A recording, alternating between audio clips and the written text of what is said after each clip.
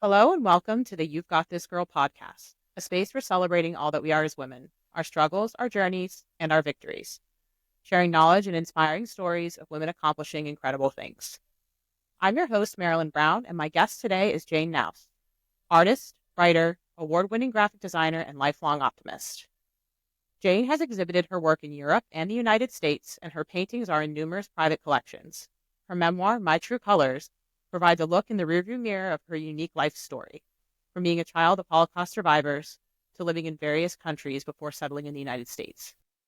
These experiences have shaped Jane into the person and artist she is today as she lives a life of creativity and purpose. Welcome, Jane. Thank you. Good to be here. I appreciate sharing my work with you, your audience. Of course, and we're excited to share some of your work throughout this recording and share it with the world. Great. Thank you. So, the first question I had for you is you've lived a very eclectic life. Can you tell us a bit about your early childhood and your family's experience leaving Germany and living abroad?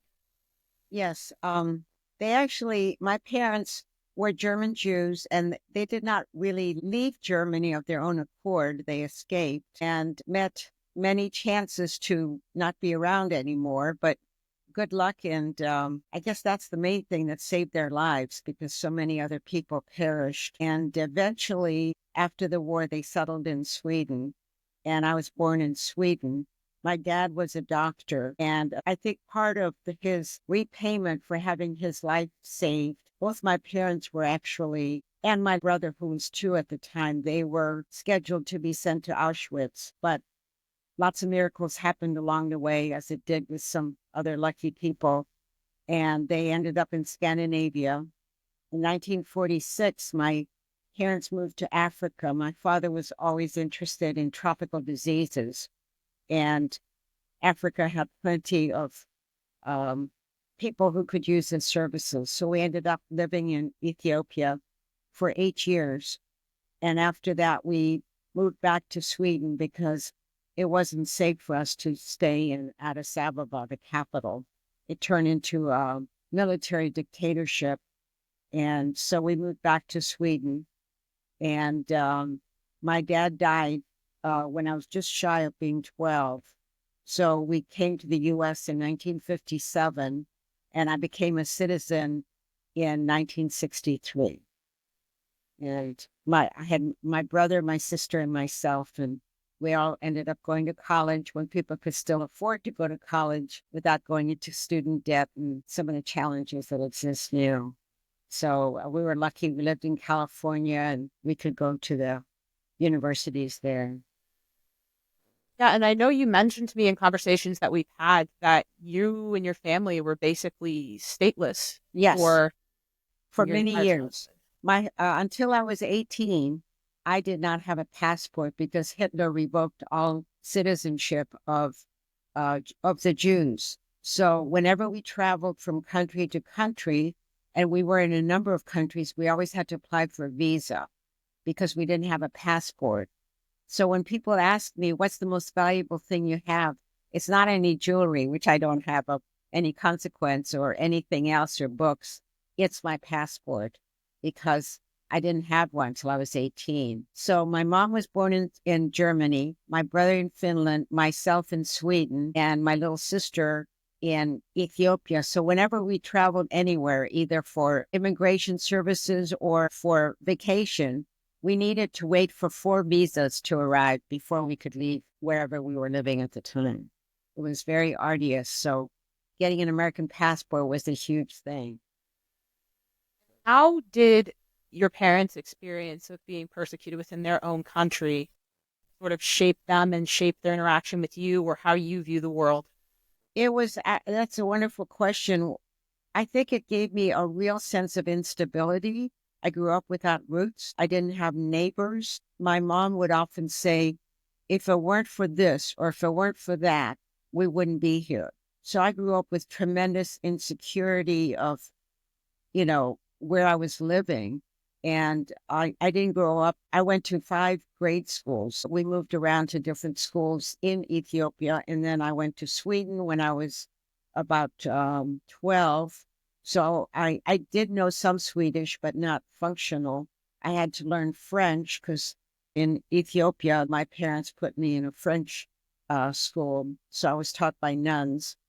And so it was a lot of discombobulation. We really didn't have roots. We didn't have neighbors. My grandparents, I never met any of my grandparents. They either died or they were killed. My grandmother was killed by the Nazis. She was in a hospital and did not survive the stay. So a lot of insecurity. We just depended on our family. That was it. I couldn't really go and play when I was a child in Ethiopia because we lived in a compound. I was part of a doctor's family, and even though he was helping thousands of people over the 8 years that we lived there, we sort of stuck out. So I think that's kind of where my art came in. You sort of find things to do at home.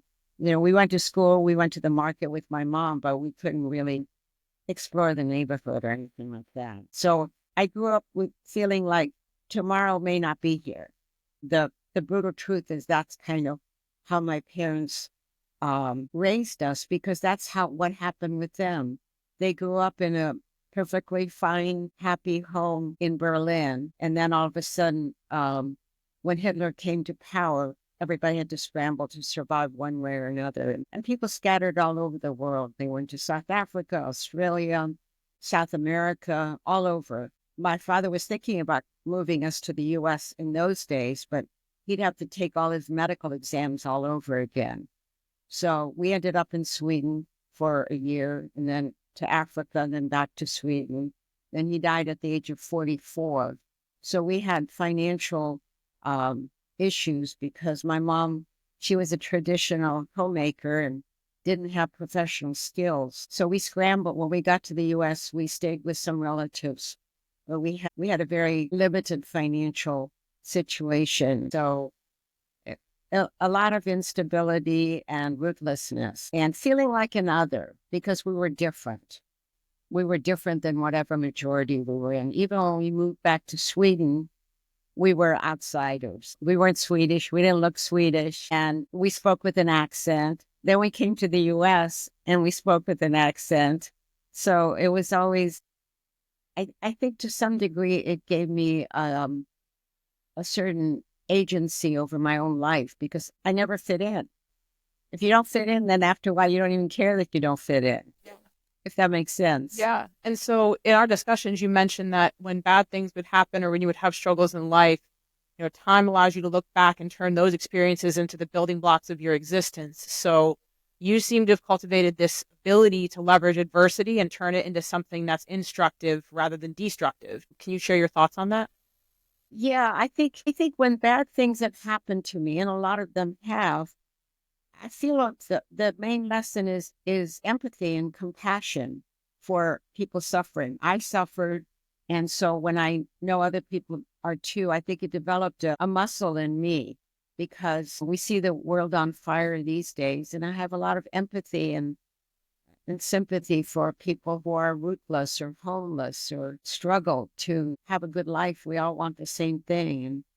And so I think because I was always feeling like I didn't fit in, I didn't have what other people had. I didn't have a TV till I was, in my late 20s. I didn't have a car for many years. I think it made me appreciate everyday things. I didn't take anything for granted. Nobody paid for my college education. Nobody paid for a car. But I have to say, it was easier in the 60s and the 70s than it is now. I think it's hard for people who don't have a lot of means to live the life that has what other people have. Yeah. And so it sounds like that instinct that you cultivated at a young age to have that grit and define for yourself things that were not defined for you, be it your statelessness when you were young or your art later on or any of the other struggles that you had as an adult. It seems like you had this ability to be able to take whatever situation where you were in and, okay, let's make the best out of it. Yes, and I've had many blessings. I have fabulous friends. I have a son that he and I are very close. I have friends from college still. That means, 60 years of friendship, and we keep up with each other and see each other now and then. And I just get a lot of pleasure from everyday life. I don't feel like I'm a victim. I feel like I had a lot of blessings, and being an artist is such a continual pleasure because once art evolves, it changes. I never get tired of it. It's a fascinating field for me. I'm never bored, whether I'm going to an art exhibit or I'm talking to somebody about it or I'm painting. There's so much there. It's a never-ending gift when I call myself an artist. And I was able to leverage my artistic skills into being an art director. And that was a really fun job because I could take people's ideas and then translate them into artistic products and talk to people and solve problems. When I was a manager of a group of people at the college where I worked, I always said graphic design is really, you have a problem and how do you solve it aesthetically? How do you make it readable? How do you make somebody pick up a book or a magazine? How do you get their attention? And that takes a lot of focus and creativity. So being a creative spirit, it has many gifts. I find myself now learning how to cook late in life. And I'm finding that I love plating a plate full of all the colors and the textures. And I'm finding that the elements of art can be applied in other ways. How you decorate your home, how you dress, how you set your table. It's really a distilled form of creativity. Being an artist, you can use it in so many different ways. And that's one of the blessings of my life. So I went through a lot of difficulties, but I've also had a lot of blessings that I think outnumber that. Yeah, and so you've mentioned that you see art as being this universal language, and you have definitely lived a life that's outside the lines in many Yes. ways. Yes. So, how does your lived experience affect the way that you create, the risks that you take, and the messages that you communicate through your art? I think being always an outsider and not fitting in can actually be a big gift because if I had grown up, let's say in Bakersfield, and my dad owned a gas station and we had a very regular everyday life, I may not take as many risks because I'm fitting in and I want to continue fitting in. I think that's human nature. But when you don't fit in ever in anything, then you think, well, what the heck? I might as well do something crazy. I'll give you an example. I was designing an annual report and I wanted to do something different for the illustrations. So I took an actual Olivetti typewriter and I glued it onto a canvas. That chapter had to do with writing. So I took a real typewriter and I glued it to a canvas and I put all kinds of writing elements and fountain pens and I did a whole collage made out of actual everyday objects. And and I did like 10 of these and they were large, 30 by 40. And then I had them photographed by a professional photographer. And my point is that when you go outside of the box, you think outside the box because you don't know that it's weird because you feel like, what the heck? What do I have to lose? People think I'm kind of kooky anyway, so I might as well have fun with it. You What's know? so interesting to me too, because you talked at the beginning about having that instability in the beginning of your life, and it's so interesting to me because to me art seems like something that inherently has a certain vulnerability to it because you're putting a piece of yourself out there Yep. to the scrutiny of the world, Yes. understanding that you have no control over how the world chooses to view or perceive what you create. And so it's interesting to me that dichotomy of you having endured some of that instability earlier in life, but then almost actively putting yourself in a position of vulnerability by sharing a piece of yourself through your art. I find that That fascinating. is a brilliant observation. I never thought of that, but I think it's being an outsider to some degree makes you stronger. And it may have prepared me to be an artist because you're absolutely right. Being an artist means you are vulnerable. You are putting your emotions out there, your heart out there, your vision out there. And if people dismiss it or think that, it's terrible art, it's okay with me because I already feel like this is what I want to do. And I hope you like it. But if you don't, I'll still sleep at night because that that hunger to create something original, I think, is something that artists need to do. They need to have passion in their soul. Otherwise, let's say if I wanted to paint a lighthouse, I don't want to paint one like everybody else. I want to do something different. And if I do something different and nobody likes it, at least I've done something different. I don't get any joy out of doing something like other people have done, because I think the main job of an artist is to do something original. I don't want to do what other people want to do. I'm not a realistic painter. Some people are wonderful at it. And I think, fine, do that, but I would rather take a photograph of something. But I don't want to do something that looks exactly like a lighthouse or like this child or that dog or the sunrise or whatever. I want to do it through the filter of my own passion, of the emotion that I am. Let's say if I see a sunrise and I get such a charge out of seeing the sunrise at 6 a.m. and hardly anybody's around, and the sky is exploding with color, psychedelic colors. That's what I want to internalize and then put on the canvas. And people may like it, they may not. But I find that the more authentic I am as an artist, the more people like my work, because I am communicating with people. They may not be artists, but they get the fact that there's a lot of my emotion there. So I'm not painting in order to make something look like something. I'm painting to manifest the emotion of the moment, of what I'm seeing, whatever it is, whether I'm doing a portrait of somebody, a pet portrait, a landscape, a still life. I do a lot of abstracts, but it's about sharing my inner emotions to connect with somebody cerebrally or through the heart. One thing I've noticed is your use of texture. Like there's one painting, and I'll make sure to include it here, two people sitting under an umbrella at the beach. And what struck me in our conversations initially about that painting is the sky has so much texture and there's so much movement. And then around that umbrella and underneath that umbrella, it's calm. And that struck me because it's like whatever the world is throwing at me, it's out there, but under my umbrella, in my space, this is my peace, this is my calm, and Yes. nothing takes that away from me. That was the way that I kind of interpreted it. And I've noticed in a lot of your paintings, there's different spots that are very calm, and then there's a lot of spots that have a lot of texture. Yes, exactly. I couldn't have said it anywhere better. One thing that I'm finding is that being still, not meditating, but just being still and taking my time creates that explosion, because I'm still enough to hear kind of the passion of the moment.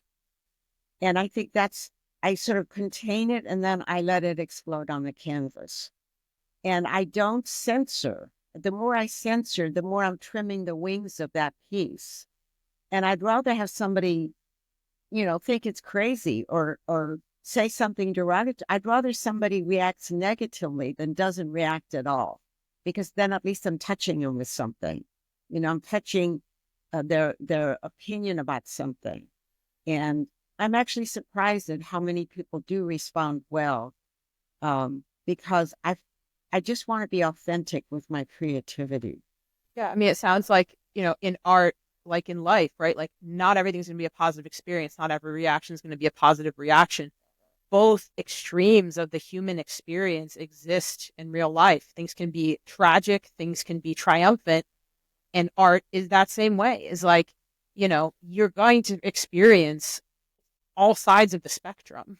Yes. And you said the word vulnerability earlier, and I was reading just a short paragraphs here and there by Ernest Hemingway. And he was very vulnerable in his verbiage. I mean, whatever giant he was in literature, he still was a human being with tremendous vulnerabilities and insecurities. And I think to some degree, people bond with that. And so I feel like I don't have to be the best at anything. I just have to be the most authentic. Yeah. I mean, to the extent that you lay bare that vulnerability, and people will find experiences in their own life that they can connect to your work. And I think Yeah. that's so beautiful because it doesn't have to be explicitly stated. It's whatever it ignites in them is right in that moment. Yes, exactly. And like we talked about before, it is a universal language. People can they actually did a test years ago in New Guinea. They showed them a bunch of famous paintings like from the Louvre, and they always picked out the really good work. They couldn't speak French, they couldn't talk in art history language, but there's a certain universality in a painting that shows whether it has a drama, composition, color, texture, a narrative. Do all these things exist in the painting? And those folks in New Guinea understood that because it's universal. Just like we'll go to a South Seas island, a museum exhibit, and we'll see some fabulous sculptures or jewelry. And, we've never been there, but their artists connect with us and ours with them. So I think it is sort of it's like, remember Esperanto, with that there was this movement, I think it was in the 40s or 50s, that there should be one language that all the 200 plus countries could speak, like a universal language before English was that. I think it was called Esperanto. And so that there was a universal language. Wherever you went all over the world, everybody would know that, plus their own native language. And in a way, art, music, sports, science, those are universal languages. Yeah. And when you think about it, art is one of the first ways that we as a species communicated. Like you go back to the cave art, Absolutely. back in those times, it's one of the first ways that we communicated and left our legacy for generations to come. Yes. I was in Nevada a few years ago, and they had the national park there had enshrined a big rock that had some drawings on it years ago. There was human beings there in that desert, communicating. And And it shows that even from our earliest days, we had that need to be understood, even if we didn't have words for it. And the most powerful way of doing it back then was to create art. absolutely, absolutely. And I mean, I've been an artist for over 70 years, and I have never once been bored by it. Never. It's a passion. It's a way of creating order out of chaos. And especially at times when I find myself feeling down or the world is off its axis, I find that that's a place where I can do something. I can do something of beauty or revelation, or let people see how something can look different than maybe they've ever seen it before. To never be bored by a subject is a wonderful pleasure. Well, having seen your artwork myself, I can definitely say that it's had an effect on me. And I truly hope that you continue to create. Oh, thank you very much. Yeah, I've probably done, I don't know, maybe 400 paintings, and I don't know if I can do 400 more, but each one is a fun journey for me. I have your rooster here in my house. I have beautiful rooster that you painted in my house. Yeah, I've done 23 different roosters. I never got tired of roosters. They and they're very complex. They're not the warm fuzzy kind of bird, but I learned a lot from them. They have most of them I saw in Key West, and they would just walk around town. They own the town. They walk in the post office. Everybody has to stop. They're prideful animals. Yeah, they are. And they fly in the trees all over Key West, and they show up in restaurants, and traffic has to stop when they cross the street. And it's sort of like the holy cows in India, they're protected. And they've got sort of an attitude. Yeah. I like that. Yeah. And of course, they're beautiful to look at with their incredible feathers. Well, Jane, thank you so much for joining me today. You're welcome. It was a pleasure. Well, looking forward to sharing more conversations with you guys on the You Got This Girl podcast. Thanks so much, Marilyn. Take care.